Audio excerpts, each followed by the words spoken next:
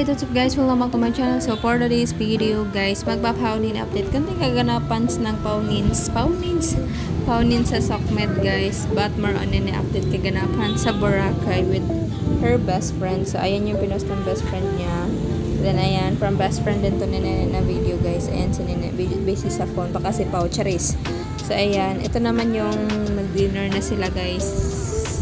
So ayan, picture with the fans. Then by the way guys, credit the rightful owner yung pictures and videos na makita nyo dito guys. From Facebook lang ito nakuha. So credit sa inyong lahat.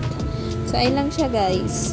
Then Paolo Abilino update naman guys is kunting kaganapan ni Pau sa Sokmed. Then kunting BTS salin lang during taping guys. So nagpost yung mga kasama nila dun sa Linlang guys. Then ayan na with the fans muna bago yung kay Pau. So ito yung kay Pau. Actually sa Facebook ko lang ito nakuha. 2 weeks ago na ito na post guys. Ayan. Then ayan, andyan po sa likod ni Pau si Direct Jojo Sagin guys. Yung director ng Linlang guys. Maphandin lang na teleserye. Kasi guys, paganda ng paganda guys. Manood naman kayo guys. Available on Prime Video guys. Huwag nyo naman sabihin ba't naman trabaho lang walang personalan, diba? Ito na yung BTS ni Pau sa Linlang guys. So, ayun lang guys. Hope you guys like, share, comment, and subscribe. Love lots. Ingat kayong lahat. Konting Paunin update lang po. So, ayun lang guys.